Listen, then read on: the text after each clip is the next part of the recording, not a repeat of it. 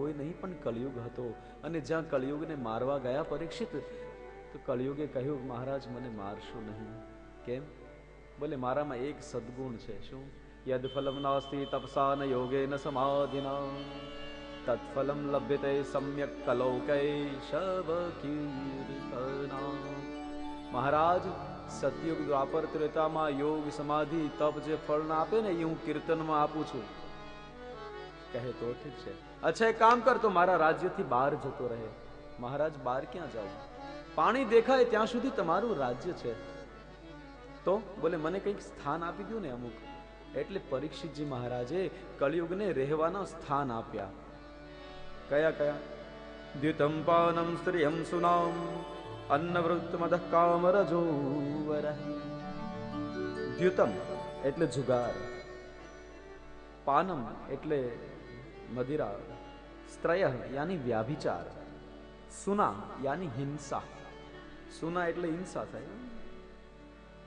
આ ફૂલ જે તમે છે ને, ફૂલ, એને સંસ્કૃતમાં પ્રસૂન કહેવાય. શું કામ?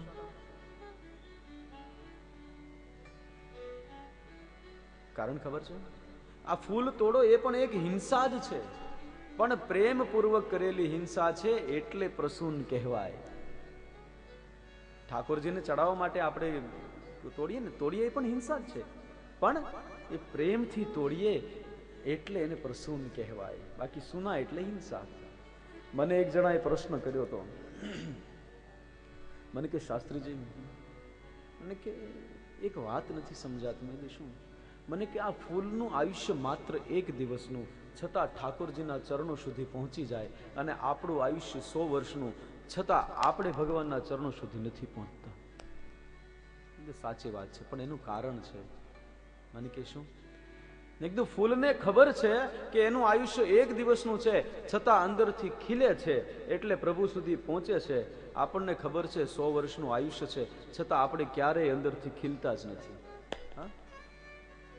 એટલે પ્રભુ સુધી પહોંચતા નથી. સુના એટલે હિંસા.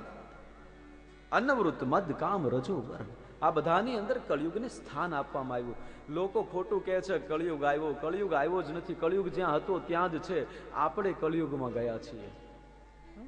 કળિયુગ તો જે સ્થાન આપ્યા એમાંથી બહાર નીકળતો જ નથી. કળિયુગ કહે આટલા નહીં, મને થોડાક વધારે આપો. કયુસ્તુ વર્ણસ્તેયમ. સોનાની ચોરી હોય, આ ચોરીનું સોનું હોય, અનિતિનું સોનું હોય, એના અંદર પણ તારે રહેવું. કળિયુગને પરાસ્ત કરી પરીક્ષિતજી મહારાજ ઘરે આવ્યા. ઘરે આવી અને સુરક્ષિત રાજ્ય કરવા લાગ્યા.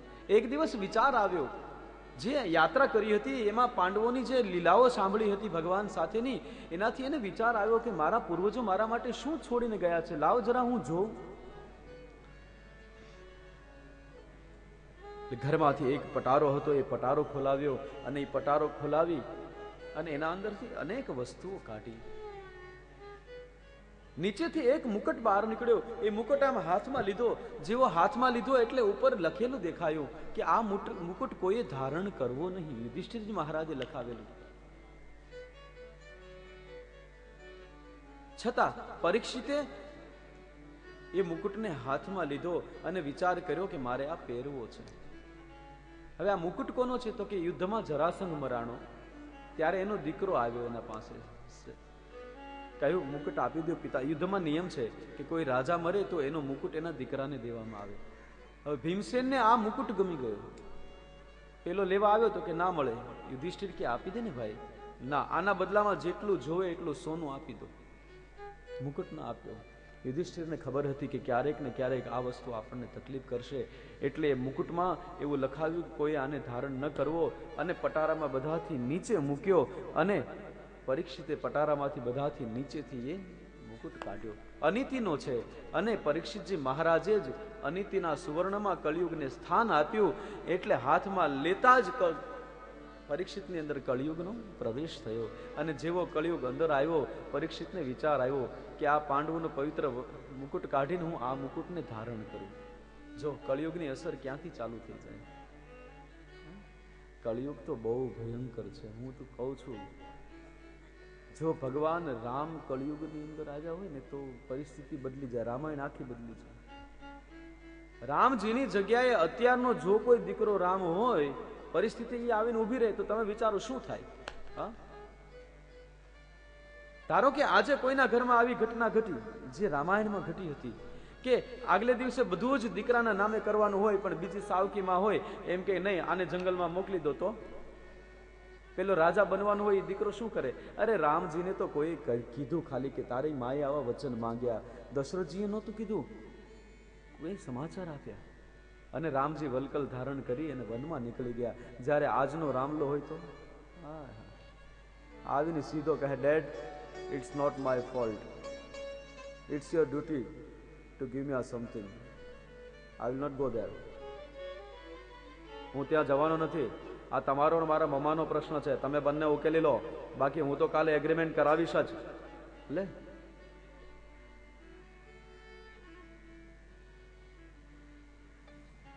પહેલા વિચાર કરવો જોઈએ ને. તમે મમ્માને કેમ પ્રોમિસ કરી દીધું?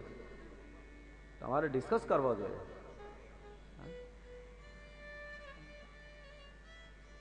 You made a promise, you have to follow. If anyone have to, કોઈને જવું જ પડશે જંગલમાં, you must have to go. I will not go. બાપાને કહી દે કે તારે જવું પડશે, હું નહીં જાઉં. આ કલિયુગ છે. અપેક્ષા ન કરો કે રામ થાય, શ્રવણ થાય, એવી અપેક્ષા ન રાખો સાહેબ. તૈયારી રાખો, આપણા પોતાની તૈયારી રાખો. હા, અરે જુનાગઢમાં એક ગામ છે, હું કથા કરવા ગયો હતો, ત્યાં એક દાદી છે, બધું જ દીકરાઓને આપી દીધું, બધું જ આપી દીધું. 2 વીઘો જમીન રાખી છે, અને એ કોના નામે કરી ખબર? ગામના નામે કરી. એકમાત્ર એગ્રીમેન્ટ ગુજરાતમાં એવું છે કે જે ગ્રામ પંચાયતના નામે જમીન કરી હોય એવું એક જ માત્ર એગ્રીમેન્ટ. અને ગામને ભેગા કરીને કહી દીધું કે મારા દીકરાઓ જો મારો દાડો ન કરે ને તો તમે કરી નાખજો આ 2 વીઘા જમીન. આ તૈયારી રાખી એને. બાકી વધારે નથી કહેતો. મેં એવો માણસે જોયો છે કે જેણે એના બાપનો દાડો નથી કર્યો અને પાછો એમ કે મેં નથી કર્યો. હું એના ઘરે ગયો છું, નામ નથી દેવું, ઉમરગામમાં રહે છે, ઉમરગામ કોલોનીની અંદર એનું ઘર છે. નામ નથી દેવું એટલે હું ભૂલી ગયો એટલે નથી દેવું, બાકી હું કોઈના બાપથી બીતો નથી. અહીંયા બેઠા પછી કોનેથી દેવાનું હોય? કદાચ નામ મને યાદ નથી એટલે નામે તમને દઈ દે. આજથી 7 કે 8 વર્ષ પહેલા મને જેને વાત કરેલી, અને આ ભાઈ બેઠો છે ને ભાર્ગવ, એના બાપુજી મારા સાથે પેલા ચંદુભાઈ આવ્યા હતા ને, ચા હાથમાં, અને એને દાંત કાઢતા કાઢતા કીધું, મને અઠવાડિયાથી કહેતો હતો, મારી કથા હતી વિજયભાઈ, તમે આવ્યા હતો ને દેવી ભાગવતમાં, એ કથામાં કેટલા વર્ષ થયા છે? 5-6 વર્ષ થયા છે, 6-7 વર્ષ થયા છે. મારા હાથમાં ચા ક્યારનું કહેતો, શાસ્ત્રીજી ઘરે આવો ને પગલાં કરો ને, ઘરે આવો ને પગલાં કરો ને. હાથમાં ચા, પગલાં કર્યા ને એને દાંત કાઢતા કાઢતા વાત કરી. મેં ચા ત્યાં મૂકી દીધી. મને કે ચા, મેં તમારને ન પીવાય, કે તમારી પીએ તો ક્યારેક બુદ્ધિ ભ્રષ્ટ થઈ જાય. કઈને ભાઈ આવ્યો ઘરે પાછો. આવા માણસો છે એટલે તૈયારી રાખજો. કલિયુગ છે. પરીક્ષિતજી મહારાજે મુકુટને માથા પર ધારણ કર્યો ને કલિયુગમાં પ્રવેશ થયો. વિચાર્યું મારે શિકાર કરવો છે, મૃગયા માટે નીકળ્યા. એક હરણની પાછળ ખૂબ દોડ્યા, પણ હરણ હાથમાં ન આવ્યું. ખૂબ પ્યાસ લાગી. એક જળાશયના કિનારા ઉપર ગયા, જ્યાં પાણી પીવા જાય છે ત્યાં સામે એક ઝૂંપડી દેખાડી.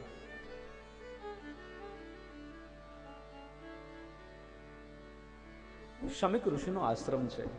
રાજાને એમ થયું હું એ આશ્રમની અંદર જાઉં, ઋષિ મારું સન્માન કરે. હકીકતમાં રાજાને એવો વિચાર આવવો જોઈએ કે હું ઋષિનું સન્માન કરું, પણ આ તો કળિયુગ ઉપર બેઠેલો. ગયા આશ્રમની અંદર શમીક સમાધિસ્થ છે. રાજાએ થોડો અવાજ કર્યો પરીક્ષિતે, પણ શમીક ઉભા ન થયા. પરીક્ષિતને એમ કે કદાચ ઢોંગ કરતા હશે, ખોટી સમાધિ લગાડી હશે.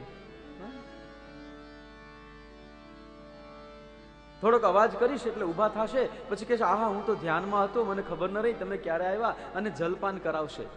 પણ આવું કાંઈ થયું નહીં, કારણ શમીકજી સાચી જ સમાધિમાં હતા. પરીક્ષિતને ક્રોધ આવ્યો કે હું દેશનો રાજા, મારું સન્માન નથી કરતો, આવો ઢોંગ કરે છે. આને જીવવાનો અધિકાર નથી. પોતાનું બાણ લઈ અને એના પર ધનુષ્ય પર બાણ ચડાવ્યું અને બરોબર ઘટના એ ઘટી કે ત્યાં જ ક્ષમિક ઋષિના એક પૂર્વજ એક સર્પ બની એક નાગ બનીને આશ્રમમાં રહેતા હતા.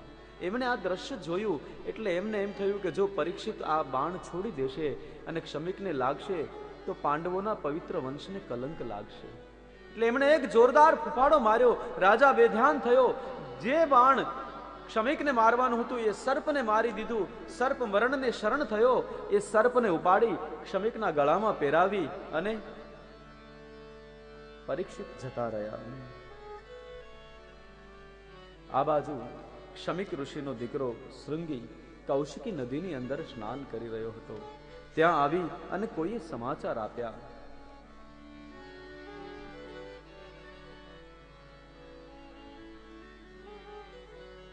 જેવા સમાચાર મળ્યા શૃંગીને ખૂબ ક્રોધમાં આવ્યો. એટલો ક્રોધમાં આવ્યો કે માનો પોતાના જીવન પરથી દોરી સંચાર ગુમાવ્યો. એકદમ તામ્ર વર્ણ થયો. સાથે રહેલા મિત્રોને પોતાની શક્તિનો પરચો બતાવવા માટે કૌશિકી નદીનું જલ હાથમાં લીધું અને શબ્દનો ઉચ્ચાર કર્યો. પણ વિદ્વાનો એમ કહે કે એ શબ્દો નીકળ્યા ને એમણે પરીક્ષિતના જીવનની દિશા પલટી નાખી. ક્રોધિત સ્વરમાં અવાજ કાઢ્યો, ઇતિ લંઘિતમ મર્યાદા તક્ષકમ સપ્તમેહની દહ્યંતી સ્મ કુલાંગારમ નોદિતો મે તતદ્રુહં નોદિતો મે તતદ્રુહં ઇતિ લંઘિતમ મર્યાદામ તક્ષકમ સપ્તમેહની ઇતિ લંઘિતમ મર્યાદામ તક્ષકમ સપ્તમેહની દક્ષયાતિ સ્મકુલંગારમ. જેણે આ મર્યાદાનું ઉલ્લંઘન કર્યું છે. ઇતિ લંઘિતમ મર્યાદામ મર્યાદામ લંઘિતમ ઇતિ સપ્તમેહની તક્ષકમ તક્ષકમ સપ્તમેહની દક્ષયાતિ સ્મકુલંગારમ. એ કુલંગાર જે પણ રાજા હોય, દેશનો રાજા ભલે હોય પણ ઋષિઓનું સન્માન કરવું જોઈએ. અને મારા પિતાનું આવું અપમાન. જા હું શ્રાપ આપું છું, આજથી 7મા દિવસે તક્ષક નાગ આવી અને એને દંશ મારશે અને એના દ્વારા એનું મૃત્યુ થશે. આટલું બોલી કૌશિકી નદીમાં જળ છોડી 2 હાથ ફેલાવી રડતો રડતો આવી અને શમિકજી જ્યાં હતા ત્યાં આવી ગયો. ગળામાંથી સર્પ કાઢી નાખ્યો. પિતાના ખોળામાં માથું નાખીને રુદન કરવા લાગ્યો. શૃંગીના રુદનથી પિતાની સમાધિ ખુલી. કહ્યું, શું થયું બેટા, શું થયું? ઉત્તર ન મળ્યો. આંખ બંધ કરી જોયું, આખું દ્રશ્ય જોઈ લીધું. પરીક્ષિત આવ્યા, સર્પ નાખ્યો અને કૌશિકી નદીમાં શૃંગીએ જે શ્રાપ આપ્યો એ દ્રશ્ય દેખાણું. જેવું એ દ્રશ્ય જોયું, એક લાત મારી શૃંગીને દૂર ફેંકી દીધો. શું કર્યું નિર્લજ્જ? આવા રાજાને તે શ્રાપ આપ્યો. કહેવા લાગ્યો, પિતા એને તમારા ગળામાં સર્પ નાખ્યો. અરે એનો દોષ તો બહુ નાનો છે ને તે શ્રાપ બહુ મોટો આપ્યો. અને સાંભળ, બ્રાહ્મણોને શક્તિ એટલે નથી મળતી કે દુનિયાને શ્રાપ આપ્યા કરે. બ્રાહ્મણને એટલે શક્તિ મળે છે કે દુનિયાને સહાય કરે. જા હવે તું જ જઈને પરીક્ષિતને કહે કે તને મેં આવો શ્રાપ આપ્યો છે. પણ શું મોઢું લઈને જાય? ઋષિકુમારને મોકલાવ્યા. આ બાજુ અહીંયાથી ઋષિકુમાર નીકળ્યા પણ પરીક્ષિત ઘરે પધાર્યા. ઘરે આવી અને મુકુટ નીચે ઉતાર્યો. જેવો મુકુટ નીચે ઉતાર્યો, કળયુગ ઉતરી ગયો. પરીક્ષિતને ખબર પડી કે મેં કેટલું મહાન પાપ કર્યું. તત્ક્ષણ બધાને બોલાવી, વડીલોને બોલાવી અને કહ્યું કે હવે હું આ રાજ્ય કરવાને લાયક નથી. જો હજી પરીક્ષિતને ખબર નથી કે મને શ્રાપ થયો છે. એ પેલા રાજ્ય છોડી દીધું. આને છોડ્યું કહેવાય. લગ્ન કરી અને વહુ આવે ને આપણે સામેથી જુડો આપી દઈએ કે લો બેટા આજથી તમારું, એને છોડ્યું કહેવાય. અને ઓલી 4-6 મહિને જુડો આમ હળવું દઈને ખેંચી લે અને પોતાને લગાડે કે મમ્મી આ કેમ લાગે છે? પછી આપણે એમ કહીએ કે મેં તો બધું છોડી દીધું. એ છોડ્યું ન કહેવાય. હા, સાસુ વહુનો પણ પવિત્ર સંબંધ છે, પણ એ જાળવી શકો તો. બાકી નકર તો બધું શું છે બધું. સાસુ ને બહુ એટલે મને લાગે ઝઘડા કરવાનું મશીન જ હશે. હા, એવું નથી.